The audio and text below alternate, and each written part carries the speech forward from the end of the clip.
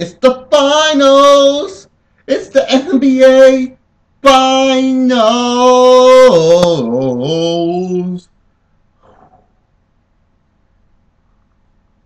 Thank you for the finals, God. Thank you, Jesus, Moses, Muhammad, whatever you believe in. If you're atheist, just thank whatever. Thank your mother, thank your father, thank the NBA for the NBA finals. I get excited when it comes down to fucking finals time.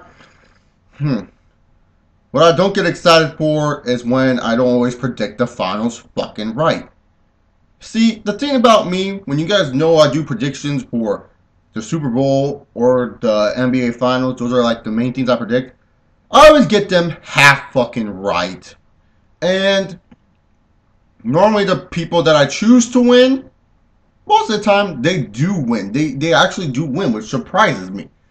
I think for the last 3 or 4 NBA, actually no, my streak ended when I said the Heat would win over, I believe I said the Heat would face the Lakers last year, and I said the Heat would win, but I ended up Dallas winning, so my streak ended. But for the Super Bowl, I have like a 4-win streak going on for that, so woo woo. But for the NBA Finals, I've been shaky. So pretty much now we got OKC versus Miami. Now, who do you guys think I chose? Who you guys got? Post in the comments who you got and what games. My predictions for the finals way before this fucking season even began. Even before it was during the lockout. When I thought we were going to have 82 damn games. Was OKC at the 1 seed from the West. Taking on D-Rose and the Chicago Bulls.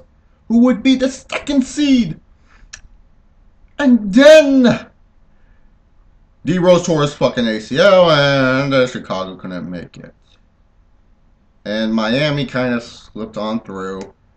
And Chicago was the 1st seed and OKC was the 2nd seed. And Chicago lost to the Sixers. And Miami is now facing OKC, which is still a fun finals matchup in my opinion. I just want to see Chicago more. And who do you think I chose for that series? I'm not changing my prediction who I chose to win the championship earlier this year. I am not. I'm going to stick to it. OKC, and I'm no bandwagon fan. Look it. For anyone who doesn't know, this is my team. The Minnesota Timberwolves. If you don't know what the 21 stands for, you better get a reality check. This team right here next year, the Wolves, we going to be in the playoffs, baby. Ha! But besides the Timberwolves being my favorite team, because I have to always prove that, let me just kind of go down my thoughts on both teams. The Miami Heat, really, I used to kind of support the Heat just because they shared the same D-League as the Timberwolves and I wanted the Eastern Conference team. I remember when they had fucking an old team and they sucked. And then they drafted D-Wade, who I liked in college, and I was happy. And D-Wade was actually doing shit his rookie year and no one noticed. And I was like, hey, you guys know D-Wade? No, it's all about fucking Melo and LeBron. I'm like, fuck Melo. Fuck that piece of shit. And LeBron, I had no problem with LeBron. I've always had a problem with Melo, though. Fuck you, Melo. Once again, you cannot lead your team. Yet LeBron's in the finals and people always say Melo is better than LeBron. Where's Melo's finals appearance? Just saying! Just saying. But, you know, I was kind of supporting them, and I remember when they won the championship with like Peyton, and I always liked Gary Payton. I had no problem with him. And then Alonzo Mourning, he was a beast, and freaking Shaq was on there. And even though I hated the Lakers, it was like, yeah, Shaq's cool. And so I never had a problem with the Heat. I didn't care that they formed the Big Three. My favorite team's a West Coast team. Why should I fucking care? It's like I'm going to meet them, what, once or twice this season? I don't fucking care. They can beat my team. I still won't fucking care, okay? It's like, they're on the East. I don't have to worry about those fuckers if my team makes the playoffs. And plus, my team wasn't even going to make the playoffs that year. I mean, look, what did the Timberwolves do? Didn't we have, like, the worst record and we drafted Derek Williams? I didn't care. Seriously, I didn't care. And so I personally did not care about the Big Three. And then OKC, my first ever game was Seattle versus Minnesota. So there's a special little place in my heart for them. But then again, Seattle, they're not really Seattle, but who cares? And the only players I don't like on that team are players that are actually popular on the team. I don't like James Harden and his ugly hobo beard. I don't like Russell Westbrook. I swear, I think he's a fucking mermaid in disguise. I'm not even kidding. He looks like a fucking mermaid. But other than that, I'm sticking with my predictions to OKC. And I think the reason why is because, you know, Miami, when you look at them, who are their scoring options? I mean, D Wade, he's been hot and cold this finals. We don't know if Boshasaurus will go extinct again. It's like all LeBron James. And it's like, God, even though this Heat team does have two other superstars on them, it feels like LeBron James is the only superstar on that team. I'm sorry, it does. It feels like LeBron is the only superstar on that whole squad. It feels like it because he's been playing balls to the walls. And D Wade, yes, he has had some good games, but sometimes he just looks cold and you forget that he's even on the court. Hell, I had trouble spotting Chris Bosh during the Celtics series when he came back. Shane Battier is a good scoring option for the Heat. And Mario Chalmers, he's a hot and cold type of guy. But then you look at that bench, it's like Haslam, yeah, he's good defensively and he's pretty effective. But what about other people? Dexter fucking Pickman, Ronnie Turioff, and then Joel Anthony and fucking Juwan Howard. Like, what the fuck? Norris Cole, I guess, but other than that, the Heat don't look that impressive.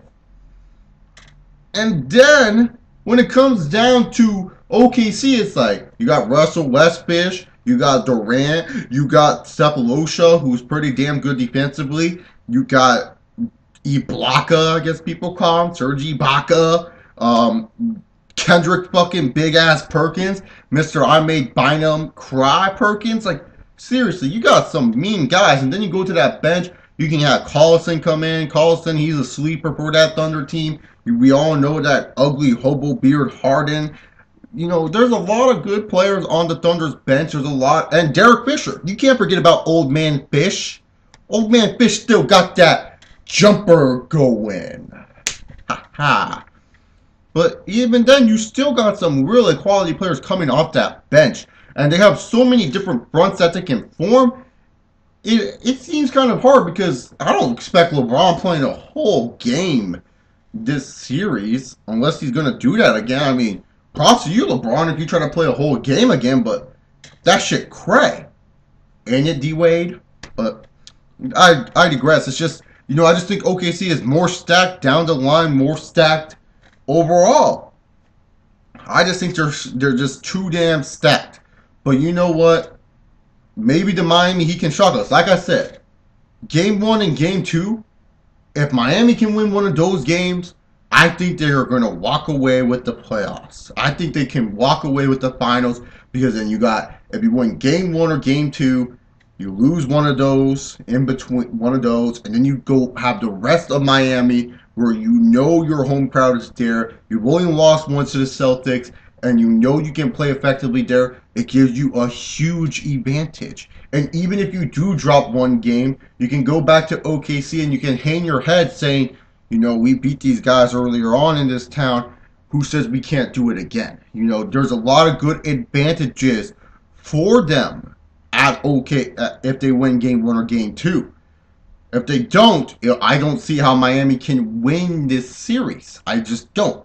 But crazier things have happened in the NBA. I have OKC winning. Comment down below who you have winning.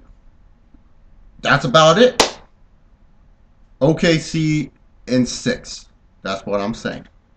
Because that was my prediction when OKC would face Chicago. But anyways, this is Chase Oliver 68. Second channel down below. Twitter, everything else. See y'all.